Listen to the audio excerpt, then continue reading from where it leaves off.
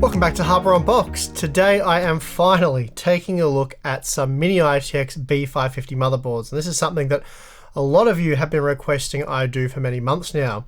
Unfortunately though, after wrapping up my initial B550 testing, which covered about 25 micro ATX and ATX boards, things did get pretty crazy around here. We had, well, things kicked off first with NVIDIA's Ampere GPUs. We had the RTX 3080, the 3090, the 3070, 3060 Ti, and then mixed in with that we had the AMD Ryzen 5000 series and of course the Radeon 6800 series. And because of the flurry of new releases that we were hit with in late 2020, I haven't got around to covering a lot of the things that, well, we wanted to cover on the channel. I've just been looking at GeForce and Radeon graphics cards, and I actually have a lot more GeForce and Radeon graphics cards to look at, but I've put them on the back burner, or at least I've downgraded their priority, let's say, until stock levels improve, because obviously kind of sucks reviewing products that you guys can't buy. But I'll do one a week because I know there are a lot of you that still want to see that content, so it will happen. But as I said, I've downgraded the priority, and that has freed me up to look at some stuff that I've been wanting to look at for months now. So on hand for testing is, and I'll start from left to right, my left of course. The first one we have is the this is the MSI MPG B550i Gaming Edge Wi-Fi. So a ridiculously long name there for a very small motherboard, but that's how MSI rolls these days. And I think they're trying to copy Asus, who like to have their really long names with their Strixes and their ROGs and all that stuff in there. And of course this is the Asus ROG Strix B550i Gaming. So another ridiculously long name there for what is a fairly simple motherboard, and it is the only ITX board that Asus produce at the moment for the B550 chipset, so it probably could have had a simpler name. It's not like there's 20 of these, and that's why the name's so long. Anyway, I'll move on. Asrock, not Asus, Asrock. We have the Asrock B550M-ITX AC, so much simpler name there for what is probably going to be a much simpler motherboard. And then the last one here is the Gigabyte B550i Aorus Pro AX. Very heavy motherboard, this one, quite good, so interested to look at that. And just finally, I should note that Asrock do make two B550 motherboards, the other one being their more premium, more expensive version. That's the B550 Phantom Gaming ITX. But unfortunately, at the time I purchased, well, this board, that one wasn't available, so I wasn't able to get it, obviously. It is currently available, so by the time I finally got around to creating this video, but I'll be honest, I didn't bother ordering it because I didn't want to delay this content any further, and I probably only have a brief window here to get this done, so yeah, no delays. Also with Asrock having blacklisted Hardware Unboxed after our Z490 coverage, where we exposed their misleading marketing and poor quality Z490 motherboards, you're probably going to have to get used to us only covering some of their products, the ones we can purchase or justify purchasing. Anyway, it's now time to look at each one of these boards, and then of course we will jump into the results and see how they compare. As usual with this type of content, I'm going to skip over all the details covering board features and all that sort of stuff, and instead jump right into the VRM design and cooling. I will briefly summarize the features of each board, but it's not a detailed review of each board. And then, as I said, we will take a look at the results. Okay, so starting with the ROG Strix B550i Gaming. In typical Asus fashion, this is the most expensive board of the roundup, costing $230 US. That said, in terms of features, it is well stocked, including two M.2 ports, 4 SATA ports, USB 3.2 Gen 1 and Gen 2 Type-C front panel support, 2.5 gigabit LAN, Wi-Fi 6 and BIOS flashback. As for the VRM, Asus is advertising an 8+2 power stage design, and this is what that looks like. Using the Asus ASP1106 controller, 4 signals are taken for the V-Core portion, each of which drives a pair of Vishay SiC 639 50A power stages into a pair of inductors. This is essentially the same VRM from the Asus B550 Tough Plus, and that board performed very well in our tests. However, it is worth noting that the Tough boards, both the ATX and M-ATX versions, were afforded the luxury of being able to accommodate much larger heatsinks due to the bigger form factors. Therefore, in order to ensure that the B550i Gaming maintains a safe operating temperature inside a cramped ITX case, Asus has included active cooling in the form of a single 30mm fan. Now that might sound less than ideal, but in our testing the fan did remain quiet at all times and it couldn't really be heard over the other components in the system. Okay, so next up we have the Asrock B550M-ITX AC, which is a basic looking B550 board, but it also costs significantly less than the Asus model, $100 US less in fact. In terms of features, the networking has been downgraded to Gigabit LAN, which for most people will be just fine. The Wi-Fi is 802.11ac, there's just a single M.2 slot on the front side of the PCB, and the USB 3.2 Gen 2 support for the front panel has gone missing. Still, for $130 US, you certainly get all the essentials, and with all the other Mini-ITX boards priced over $180 US, the Asrock B550M-ITX AC is a welcomed addition to the B550 range. The VRM though is a little bit on the light side, and although it does use the same power stages as the Asrock B550 Extreme 4 and Velociter, both of which performed very well in our testing, there are only half as many power stages. So what Asrock's done here is use the Renesas RAA 22900 controller, and from it they're taking 6 signals for the V-Core portion of the VRM, each feeding into just a single Vishay SiC 654 50A power stage, and then into an inductor. For those of you wondering, the $190 US Phantom Gaming ITX AX version uses the same layout but replaces the 50A power stages with 90A versions from Intersil.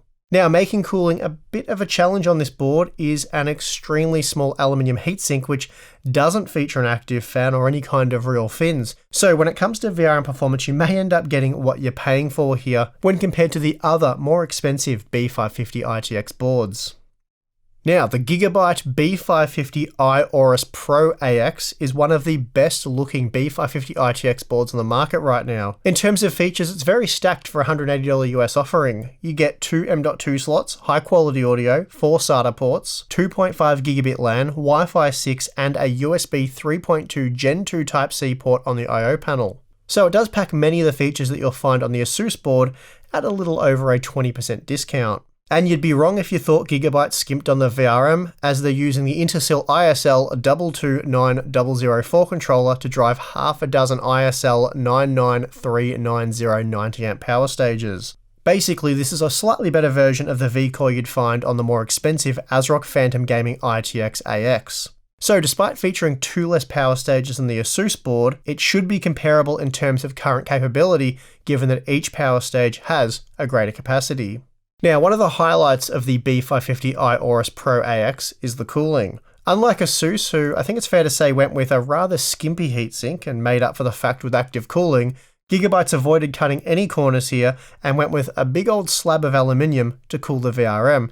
As a result, the Gigabyte board weighs almost 50% more at 800 grams versus 538 grams for the Asus model. And that's the total board weight, so the cooler is significantly bigger on this Gigabyte board, and you can see that simply by looking at either of them side by side. And it is worth emphasizing that the Gigabyte board is passively cooled, so there's no need to worry about a tiny 30mm fan either failing, collecting dust, or making excessive noise. So that's going to be worth keeping in mind as we go over the results.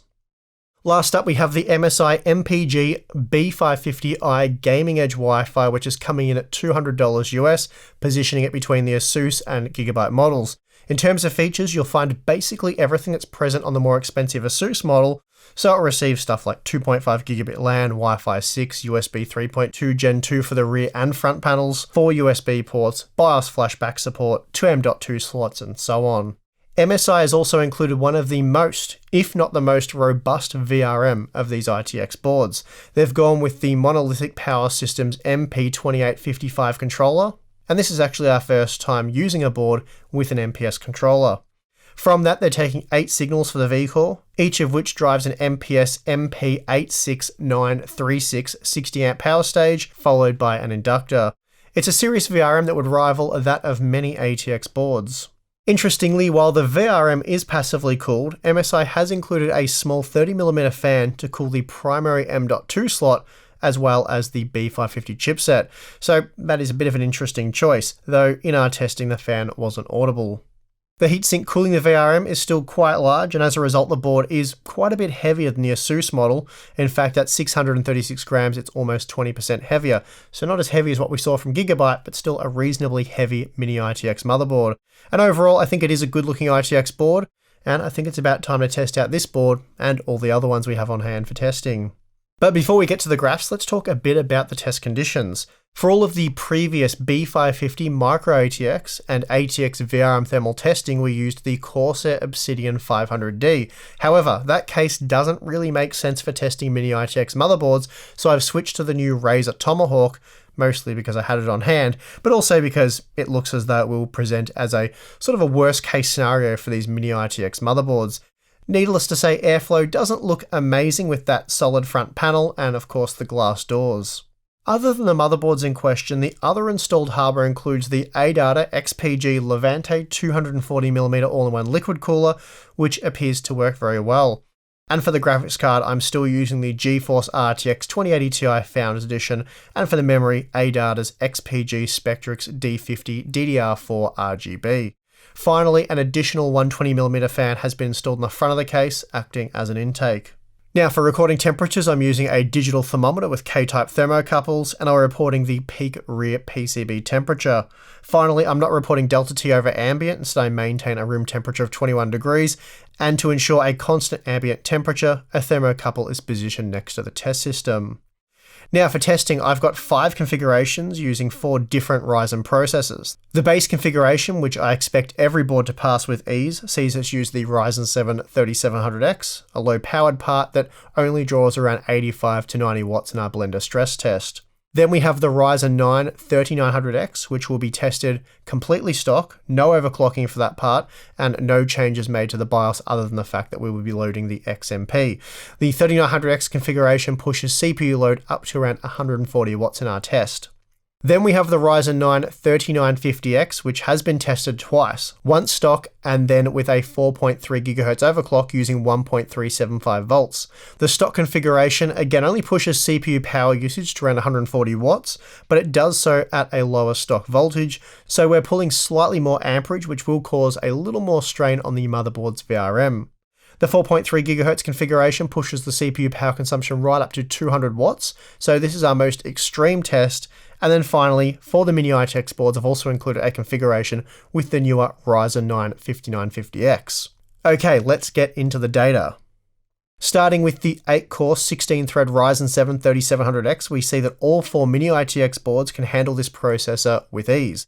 The Gigabyte, Asus, and MSI models are essentially all overkill, beating mid-range ATX boards such as the MSI B550A Pro, which I've included as a reference point. And remember, that board was tested in a large mid-tower with plenty of airflow, so again, great results from these ITX boards. Even the budget-oriented Asrock board does very well, peaking at just 56 degrees, which is better than the similarly priced Asus Prime B550M-A, again another board that I've included for reference. Now, stepping up to the Ryzen 9 3900X pushes the Gigabyte, Asus, and MSI boards up to be more in line with the MSI B550A Pro, and I'd say the better airflow of the ATX case is starting to play a role here. Still, despite the cramped ITX case, these 3 boards did keep VRM temperatures very low, and the MSI B550i Gaming Edge didn't even hit 50 degrees. Meanwhile, the Asrock ITX boards started to struggle a bit, hitting 92 degrees, but that's not a terrible operating temperature for a VRM, especially during core-heavy workloads that are run for extended periods of time. Also, it's well worth keeping in mind that the board does only cost $130 US, so with the price in mind, I think that is a very respectable result. Now, with the 16-core 32-thread Ryzen 9 3950X installed, we see load temperatures for each board increase by a few degrees. Nothing crazy here, and again the Asrock B550M-ITX was just passable at 95 degrees, as it did manage to avoid throttling during our 1-hour load test. Now for the 200 watt load test with the Ryzen 9 3950X overclocked to 4.3 GHz using 1.375 volts, with the appropriate load line calibration setting enabled to maintain that voltage under load. This pushed the Asrock B550M-ITX beyond its limits, throttling at 93 degrees to complete the 1-hour stress test with an average CPU clock frequency of just 3 GHz and a package power of just 128 watts. The more expensive ITX boards from Asus, MSI and Gigabyte all maintained the 4.3 GHz overclock for the duration of the test, and both the Asus and MSI models peaked at just 63 degrees, which is really a remarkable result. The Gigabyte board wasn't that much hotter, hitting 67 degrees, which in my opinion really is just as impressive, especially given this is a passively cooled board, and frankly I'd happily trade 4 degrees to do without a 30mm active fan. Now, because I know so many of you will want to know how these boards perform with a Zen 3 processor, and probably the Ryzen 9 5950X, I've added those results. Now, it's important to note that this is anything but an apples-to-apples comparison, as each board behaves differently with the 5950X, some quite differently, and that isn't something we saw with the Zen 2 processors. And I should note this was despite the fact that all used the latest available BIOS. The MSI board, for example, ran the processor at an average frequency of just 3.84 GHz, while drawing 209 watts from the wall, resulting in a peak VRM temperature of just 49 degrees. Compare those figures to the Gigabyte model, which on average clocked the 5950X 12% higher, and this increased power draw from the wall by 9%. And you start to see why this stock configuration that sees nothing but the XMP profile loaded in the BIOS, it isn't exactly apples to apples, despite the fact that it probably should be. The Asus B550i Gaming achieved the lowest average frequency, operating at just 3.78 GHz, meaning the Gigabyte ITX board clocked 13% higher by default. Now, I could have locked all 4 boards at the same frequency and voltage, but we've already done that with the 3950X, so no point repeating that testing all over again. It's just interesting to see how different the behavior of these boards is. I have notified MSI their board was clocked quite a bit lower than Gigabyte's, and they believe they're running within specs, so that's that really. Now, since I've spent countless hours testing all of the B550 boards that I can get my hands on, here's how these little Mini-ITX boards stack up against the ATX and M-ATX boards that I've already tested. Again, those larger boards were tested in a mid-tower with much better airflow. As you can see with the 3700X, the more premium ITX boards performed exceptionally well, roughly matching the performance of the fairly expensive ATX boards. The cheaper Asrock model was comparable to the cheaper ATX boards, so I suppose no real surprises there.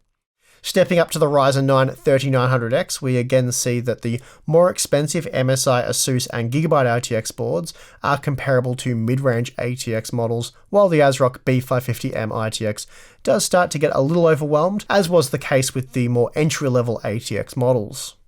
Again, we're seeing that upgrading to 16 cores places slightly more load on the VRM, but even so, the Asus, MSI and Gigabyte boards performed very well.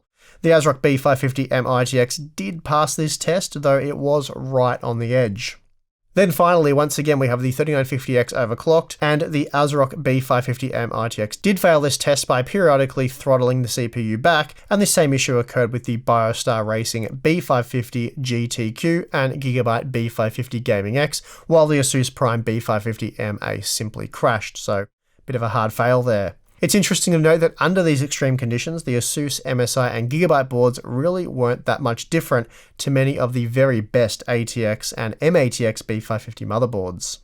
So there you have it, the premium boards from Gigabyte, Asus and MSI, they all worked exceptionally well, even when overclocking the high-end 16-core Ryzen processors.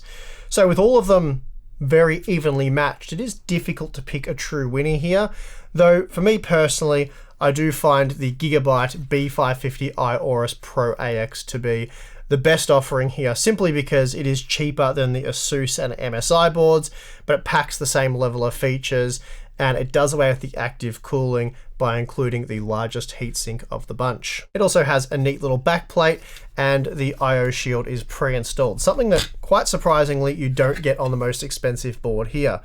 So a bit disappointing there, Asus. Therefore, in terms of value, the Aorus Pro AX simply can't be beaten right now. That said, if pricing or availability does differ in your region, the MSI and Asus boards are still very good and certainly well worth investing in, again at the right price.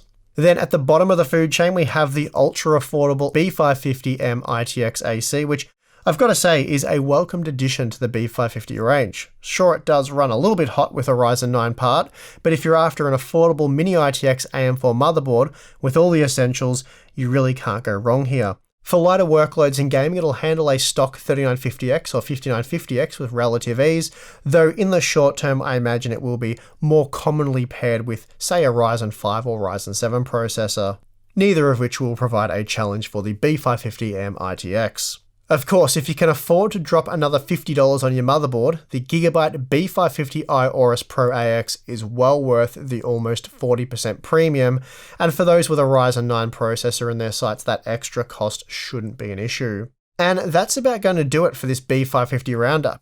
If you're interested in learning more about Mini-ITX builds and all the relevant hardware, then I suggest checking out fellow Aussie tech channel Optimum Tech. Ali produces a lot of high quality ITX related content, certainly far more than us. So again, I do suggest checking out his channel if you plan on buying one of these motherboards for a compact PC build. Also, if you liked this video, you know what to do. You can do one of those. Yeah, do that, please. You can also subscribe for more content. Probably no more B550 motherboard testing to be done, though there are a few newer boards, but we'll probably transition into Intel Z590 VRM thermal testing. That'll be the next thing we do, motherboard related. And of course, there'll be a lot of 11th gen Intel processors to test, so that could be quite interesting. But anyway, make sure you subscribed. Also, if you would like to become more involved with the Hardware Unboxed channel, become part of our awesome community, then check out the links for Floatplane and Patreon. They're in the video description.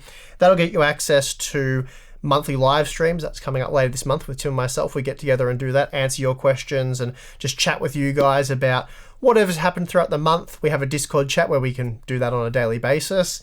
Q&As, behind the scenes videos, and if you do sign up to Floatplane, you sometimes get access to, or early access to videos such as this one. A few hours in advance, maybe sometimes a few days, it just depends. Anyway, that is going to do it for this one. Thank you very much for watching. I'm your host, Steve, and I'll see you again next time.